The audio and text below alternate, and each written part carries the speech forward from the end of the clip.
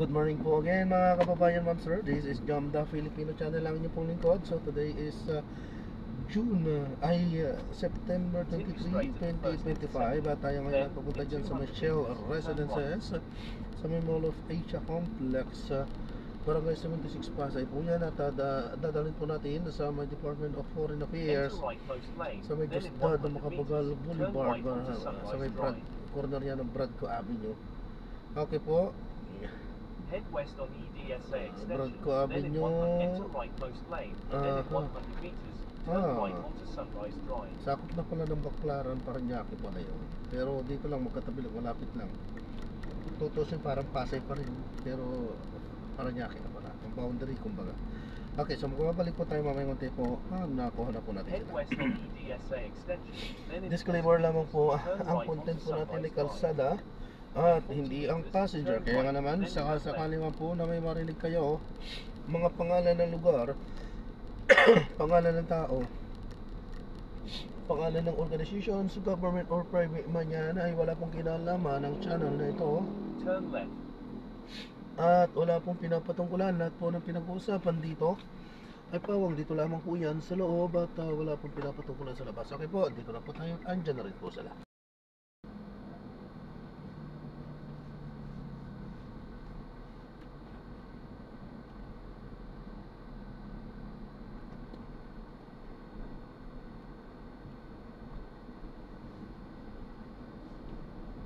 Continue for 400 meters, then turn left onto President Diosdado Macapagal Boulevard.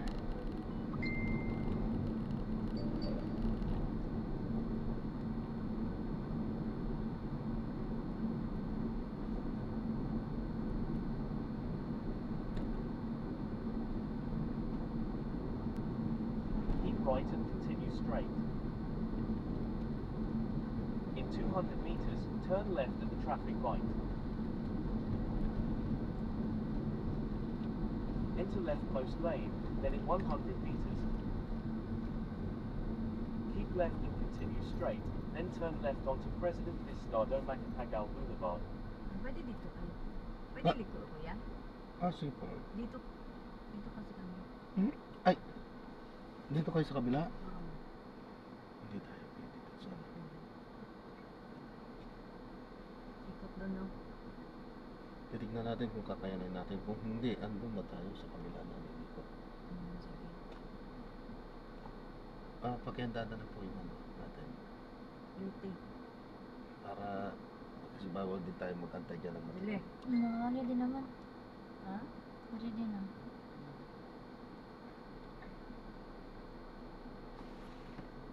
Dito ma'am.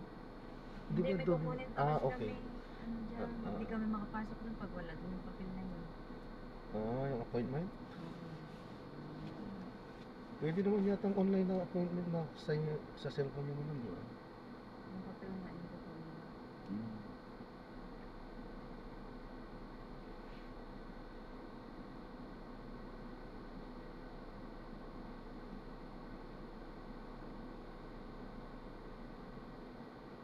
Saan bansa po kayo ma'am? Hindi ako kukunin. Ha?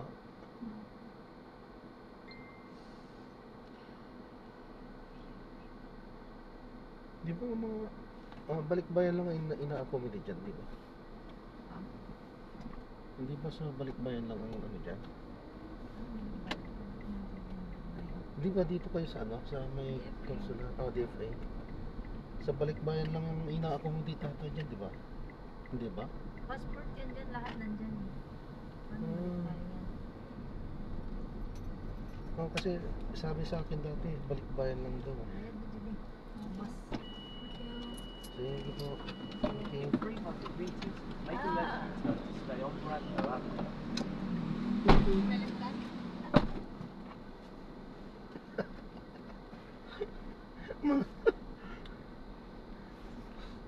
Mga ano yata sila. yung sila yung ano, nung tawag doon sa nagtatawag-tawag.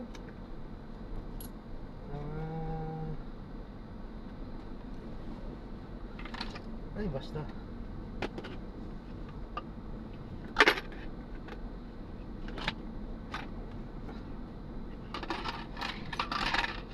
Ayan, nakapilay pala. Okay, ayos na yun. Na-drop na natin na yung ating mission. So tayo ay gagawa na ng panibagong mission. So maraming salamat po sa panonood. Ingat at God bless. Paalam po muna pansamantala. Sinaalala ko dyan ako nag-renew dati ng aking passport. Pero pinagsabihan ako na dyan nga lang talaga kasi hindi pa tapos noon. Isang taon pa lang. Isang taon pa mahigit eh. Gusto ko nang i-renew, ayaw i-renew sa iba. Dyan lang. So kaya papayagan pagka ganun, pagka ano, kasi sinasabi nila naman na meron namang ano doon sa Saudi talaga, meron din namang mag-renew, kaso pahirapan doon. Tapos tinignan pa yung kontrata ko, ano, kasi siyempre babalik dyan naman ako. Inano kung saan yung lugar, kasi sabi ko nga mahirap, liblib doon sa amin. Napakahirap pumunta doon sa DFA doon, sa embassy. Kaya dapat talaga pag nagre-renew ako dito na sa Pilipinas. Yan, inimbestigahan, tinawag-tawagan kung talagang yung lugar ba na sinabi ko i-liblib at napakalayo. Nakita naman nila talaga napakalayo doon sa embassy at napakahirap ng transportation. Saudi yun, hindi Pilipinas. So di katulad dito, kahit sa anong lugar ka may mga masasakyan ka na ano. Doon hindi, mangungontrata ka, taxi, peligro pa. Pwede makiusap ka sa mga katrabaho mo, ihatid ka, sasakay ng mga sakpo, ganun. Tapos siyempre pagdating doon, mangungupa ka ulit ng so malaking gastusin at abala. Siyempre may pasok, hindi ka naman pwedeng ano. Buti na buti kung naka-aasikaso yun sa ting day off lang. Biyernes ang day off doon eh. Buti kung maasikaso sa isang araw lang, hindi naman yung matatapos ano. Kaya yun, pinayagan din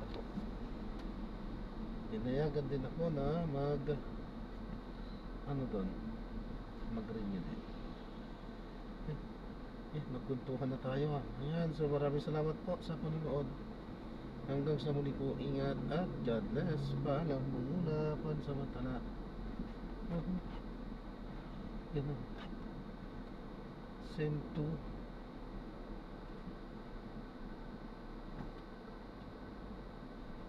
mobile network. Send to